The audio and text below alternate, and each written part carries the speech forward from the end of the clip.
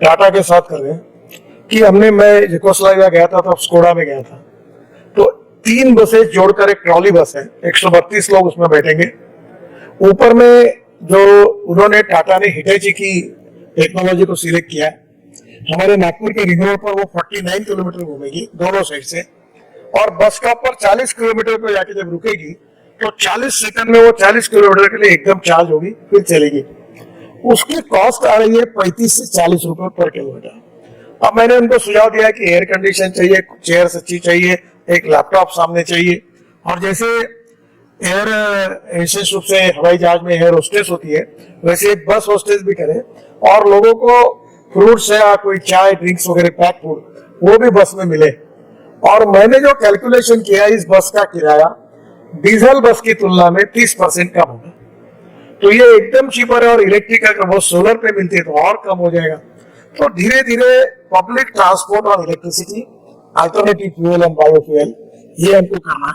और लास्टली मैं 265 रोप वे, cable car और फेनिकुलर रेलवे बना रहा हूँ। ये जो उत्तराखंड में क्या होता है कि हम लोग ऐसा डीजल बस दोहा छोड़ छोड़ के ऊपर तक जाते हैं, तो उसके बजाय हम रोप वे, केबल कार सब जगह बना रहे हैं। उससे पोल्यूशन कम होगा, समय बहुत बचेगा। जहां 2 घंटा लगता है वहां 10 मिनट में जाएंगे। ऐसे 265 प्रोजेक्ट हम करे, केदारनाथ का भी उसमें है, बद्रीनाथ का भी है। इससे टूरिज्म बढ़ेगा। और अनेक जगह पर जो पहाड़ पर है, उत्तराखंड, हिमाचल, कश्मीर, तो आप लद्दाख लेह में हम कोशिश कर रहे थे कि डायरेक्ट पहाड़ को लगकर एक फेनिकुलर रेलवे सिस्टम जो स्विट्जरलैंड में है, वो भी हम IIT के इंजीनियर से तैयार की है। धीरे धीरे उस राज्य के अनुसार, आवश्यकता के अनुसार, पोल्यूशन को कम करने वाली, कॉस्ट को, खर्चा कम करके टिकट रेट कम होगा और इकोनॉमिकली वायबल होगा। तो ये इसको ट्रांसपोर्ट सेक्टर में जाने की कोशिश हो रही है। हम लोग 3 महीने के अंदर सैटेलाइट बेस्ड टोल सिस्टम ला रहे हैं, और हमारा इनकम 1,40,000 करोड़ पर ईयर होगा। आपने अभी टोल नाका का जिक्र किया, तो जीपीएस के जरिए, और दूसरी बात ये आई सामने, आपने बताया था कि जितना डिस्टेंस ट्रेवल किया उतने का ही टोल लगेगा, पूरी सड़क का नहीं लगेगा। अब आप ये बताएं कि ये कब से होगा? 3 महीने के अंदर अभी टेंडर निकल रहा है, 3 महीने के अंदर शुरू करेंगे। 3 महीने के अंदर सारे टोल के चेक नाका? सारे नहीं होंगे, फर्स्ट फेज में 5,000 किलोमीटर होगा, और जैसा सक्सेसफुल हुआ, परसों या अशोक होटल में वर्कशॉप हो गया, प्री बीड कॉन्फ्रेंस जैसा, दुनिया के सब टेक्नोलॉजी आए थे, टेक्नोलॉजी प्रोवाइडर, IT कंपनी और टोल ऑपरेटर। तो हमने टेक्निकल फाइनेंशियल क्वालिफिकेशंस पक्के कर दिए। शायद 15-20 दिन में हम टेंडर निकालेंगे और हम कर शुरू करेंगे। तो और ये जो आपकी बात है ना, ये बिल्कुल सही है कि कभी कभी शहर के पास, ये हमारा गलती नहीं है, ये यूपीए सरकार थी तब इन्होंने क्या किया, शहर के बाजू में टोल लगा दिया, वो उसको स्वीटनर कहते थे प्रोजेक्ट की वायबिलिटी बढ़ाने के लिए। मैंने कहा ये नहीं करो, सब अर्बन पॉपुलेशन के बाहर जाओ और वहां टोल लगाओ, जहां से जाएगा वो वहां कैमरा में फोटो निकलेगा, जहां से निकलेगा वहां निकला, उतने डिस्टेंस का टोल आपके बैंक अकाउंट से निकल जाएगा। कहीं रुकना नहीं, कोई रोकेगा नहीं, कोई बताएगा नहीं, नो प्रॉब्लम। तो अब ये रुकावट वाला काम बंद हो जाएगा, और आप मुझे यहाँ पर ये हेडलाइन दे रहे हैं कि अगले 3 महीने में एक ठीक ठाक स्केल पे जीपीएस से चलने वाला टोल कलेक्शन का सिस्टम भारत में शुरू है। इस 3 महीने के अंदर 5,000 किलोमीटर का पहला प्रोजेक्ट जीपीएस सिस्टम पर, सैटेलाइट टोल सिस्टम पर चालू होगा, और उसके बाद सब जगह इंप्लीमेंट होगा। ये मैं आपको बिल्कुल विश्वास के साथ बता रहा हूँ, और ये होगा। अभी एक मैक्सिमम 300 किलो वजन का ड्रोन मैंने लॉन्च किया। अब मैंने उनको कहा कि तुम हिमाचल में जाओ और कश्मीर में जाओ, जो पहाड़ी पर एप्पल होता है वो ड्रोन वहां जाकर वो एप्पल नीचे लाएगा, और दवाई से लेकर बाकी एसेंशियल चीजें वो डाल के ड्रोन में ऊपर जाएगी। और हमारी ड्रोन की जो कंपनी है वो 300 किलो तक आई है। आज जिस दिन हमारी कंपनी 650 किलो का ड्रोन बनेगी, उस दिन तो लोग हवा में उड़कर इधर से उधर जाएंगे, एयरपोर्ट पे जाएंगे।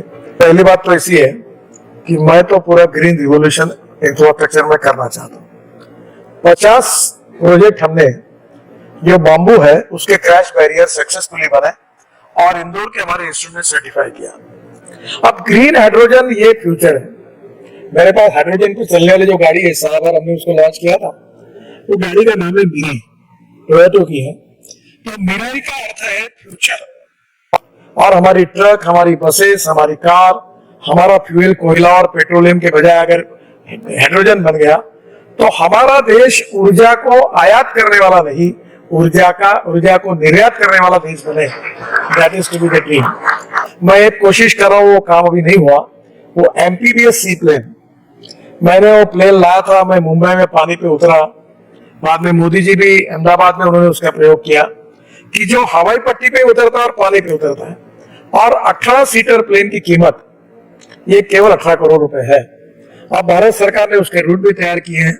अगर उसके लिए इन्वेस्टर मिल जाएंगे तो आप यमुना से उड़ जाएंगे, तो ताजमहल के पीछे उतरेंगे 15 मिनट में, 2 घंटे में ताजमहल देखेंगे, फिर वापस आएंगे, फिर इसमें उतरेंगे तो डायरेक्ट यमुना में आएंगे, यमुना से निकलकर कोई डैम में उतरेंगे तो वाटर पोर्ट जैसे है डैम और तालाब ये बनेंगे, तो ये नया ट्रांसपोर्ट का साधन होगा।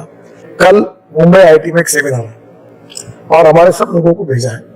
हमारा प्रॉब्लम ये है कि जहां बरसात आती है वहां डामर के रोड उखड़ जाते हैं। तो एक नई टेक्नोलॉजी है 6 इंच 8 इंच व्हाइट टॉपिंग की। मैं अपने कॉन्स्टिट्यूशन पूरे कंक्रीट रोड है, गड्ढे नहीं दिखते आपको। तो अभी मैंने सीरियसली आज ही सेक्रेटरी और चेयरमैन को कहा कि हम लोग अभी जो बिटुमेन रोड का बेस अच्छा है वहां कॉन्क्रीटिंग 6 और 8 इंच का ये कॉन्क्रीटिंग सर्फेसिंग करेंगे व्हाइट टॉपिंग, और उसके ऊपर बिटुमेन सर्फेसिंग करके रोड की क्वालिटी अच्छी रखने वाली योजना तैयार करेंगे। क्योंकि मैं इस मत पर आया हूं कि बिटुमेन के रोड बनाने से वो टिकते नहीं है, बरसात में जाते हैं। मेरा प्रॉब्लम क्या हुआ, जिस दिन मैं बोलता हूँ ये सीमेंट वाले जिनको हमारा गुस्सा है, ये कार्टेल बनाकर रेट बढ़ा देते हैं। अब मैं सीमेंट रोड जब बनाने की बात करता हूँ तो सीमेंट का रेट बढ़ता है। तो मैंने फिर वो पहले मैं पूरे सीमेंट रोड बना रहा था, फिर मैंने बिटुमेन शुरू किया। तो ये प्रॉब्लम यही है कि सीमेंट वाले प्रोडक्शन बनाए, प्रॉफिट कमाए, पर कम प्रोडक्शन करके वो रेट ज्यादा रखें ना करें। तो मुझे लगता है आने वाले समय में कंक्रीट रोड के बिना कोई पर्याय नहीं है। अभी आप देखिए लंदन ट्रांसपोर्ट, आप हमारे ट्रांसपोर्ट में जरूरत ही नहीं सरकार ने बसें देने की। लंदन ट्रांसपोर्ट का कंसेप्ट क्या है कि इलेक्ट्रिक की एक बस समझो 60 रुपए पर किलोमीटर पकड़ो, तो महानगर पालिका या स्टेट गवर्नमेंट देती है कि हम 250 किलोमीटर की गारंटी देते हैं, और रोज वो जो बस है वो 300 किलोमीटर सुबह जाती है। टिकट जाने के बाद एक्स्ट्रा अकाउंट में केवल जो बैंक को पैसे देना उतना देने से बस प्रॉफिट में, ड्राइवर ऑपरेटर का और कंडक्टर कारपोरेशन का। और अभी सिस्टम टिकट के रखने नहीं। मेरे डिपार्टमेंट में ये स्टेट ट्रांसपोर्ट मेरे पास है, बस ट्रांसपोर्ट। मैं कहता हूँ हॉर्न चढ़कर सब बचता है वहां, तब पे बैठे लोग। तो मैंने कहा तुम ये सब स्क्रैपिंग करो और तुम ये सीधा ऑपरेटर अपॉइंट करो, तुमको फायदा मिलेगा। 30% टिकट रेट कम होगा, एयर कंडीशन बस में गरीब लोग घूमेंगे। तो अब दुनिया के साथ धीरे धीरे हमको कंज्यूमर को भी सोचना होगा, और ये संभव है।